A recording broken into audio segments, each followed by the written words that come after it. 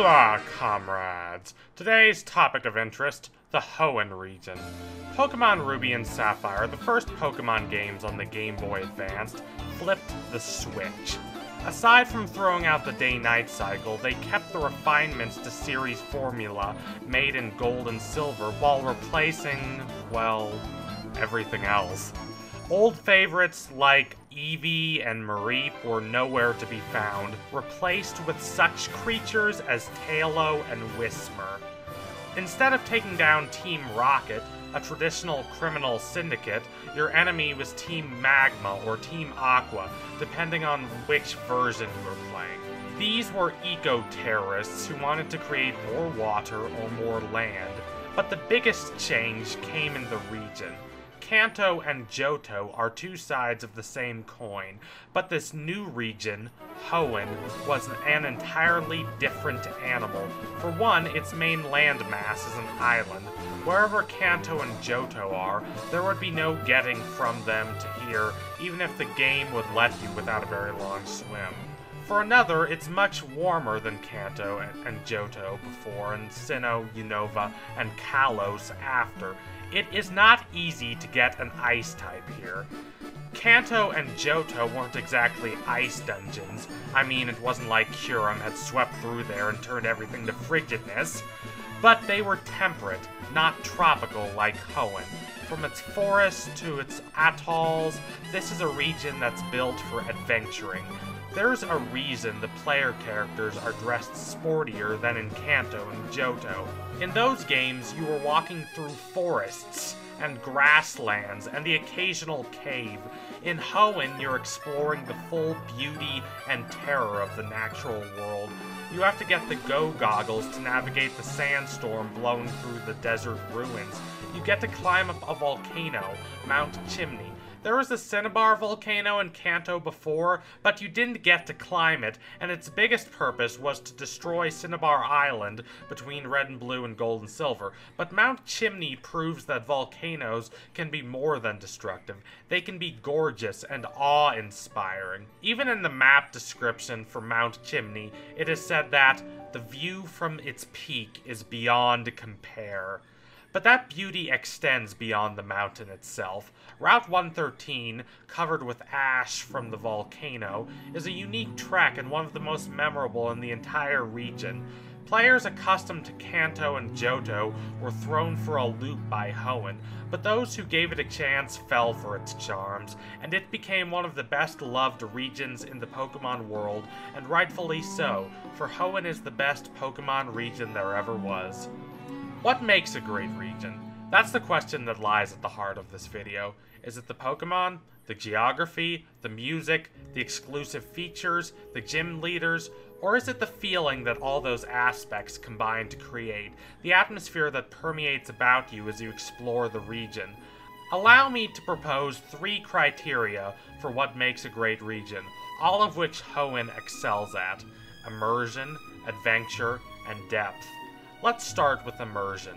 This is how the world sucks you in, absorbs you into itself. The key to immersion is to make the world of the game feel real, is what some would say.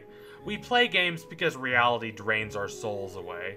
No, you should make the world feel real in that it evokes real emotions, and the way to do that is to make it wild and fantastic, but also relatable. It can't feel fake.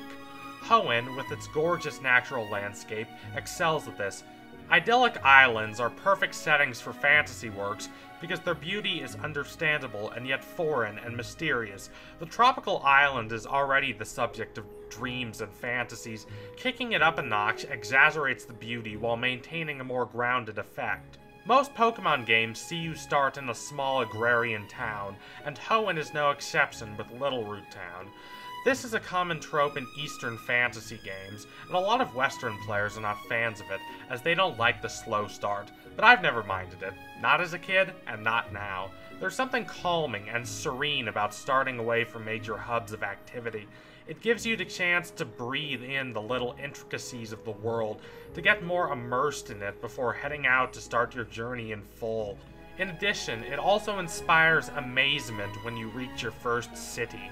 Everything is different from what you had been accustomed to, and it feels as though you as the player character has left behind what you have known and crossed a plane into this grandiose journey, and that carries over to the rest of the adventure. If you're just dropped into the middle of this fantastic world, there isn't the same effect. But again, most Pokemon games do that. What makes Hoenn better is that the cities you're going to are distinct. Quick, what's the difference between Celadon and Saffron?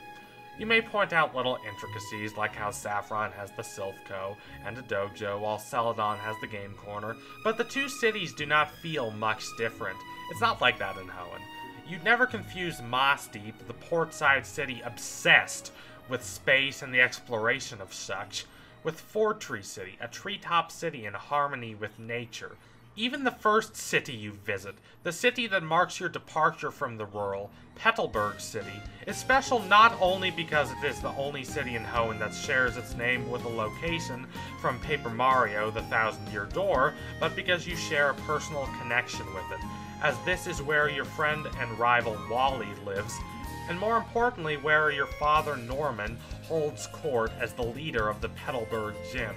The next criteria is adventure. The most surreal part of these gaming journeys to gorgeous islands is the adventure. The being able to do anything you want and go anywhere you want without much difficulty. You can stroll along the beach if you want to, but you can also ride into forests and to isolated islands without much challenge instead of having to exhaust yourself or take a dinky boat or risk getting hopelessly lost. More than any other region, Hoenn encourages action. Want to get through Rusturf Tunnel? You have to use Rock Smash. Want to go to the Pokemon League in Evergrande City? You have to use Waterfall. None of this feels artificial. You may be blocked from going here or there, but it makes sense why, unlike in the later games, and you can pass when you have the capacity to solve your problem, when you have the right item or move. There's so much to explore once you have the capability to. It's up to you to rise to the challenge. You have to go into the stunning Meteor Falls to stop the enemy team, but once you have Waterfall, you can come back here and explore deeper into its heart, and you're rewarded for it. The deepest parts of Meteor Falls are absolutely enchanting, but there's no better instance of this than the Dive HM, which, despite returning in Unova, absolutely belongs to Hoenn. It's certainly most useful there. As an island region, Hoenn has a high percentage of water. This has earned it a lot of criticism, but it's nice to see the stuff that covers 70% of our planet get attention. The surface of the water is interesting with these little islands and atolls and sandbars and rock formations, but nothing beats diving down and seeing the world in a new light. It's more exploration that wasn't available to you at the beginning, but opens up a new world. And that leads us into the third criteria: depth. This is what sticks with you after your playthrough is over and done. The great moments go here. This is traversing the ash-covered Route 113. This is using that new sense of exploration gained from diving to unlock the Santorini-inspired Sutopolis city, where you win your 8th badge. This is experiencing the harsh sunlight caused by Groudon or the heavy rain caused by Kyogre. This is music too. Hoenn is a notoriously trumpet-heavy region, setting it apart from the more traditional eastern sound of Johto, or the mournful yet soothing piano sound that defines Sinnoh. The most iconic themes are route themes and the diving theme. They're adventurous, but not like the epic adventure themes in Kanto. No, these are more like you're exploring into an area, not merely exploring around it, like you're tramping into its depth, trying to figure out its secrets. The music flavors the adventure, and that's the word I'd use to describe why the game has so much depth.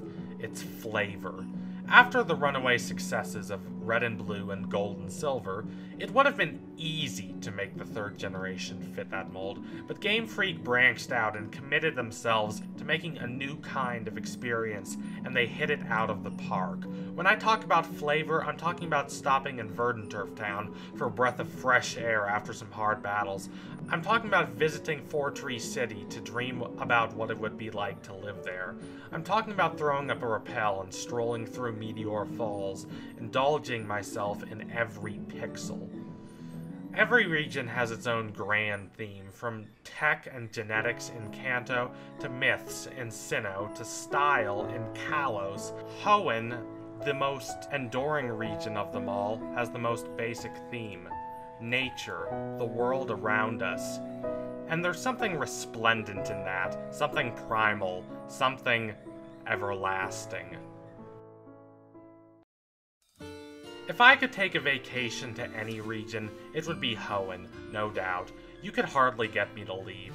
If you liked what you saw today and want more analysis of Pokémon and other gaming series, consider donating to my Patreon so I can produce more amazing content. Also, don't forget to like, comment, subscribe, all that charming stuff.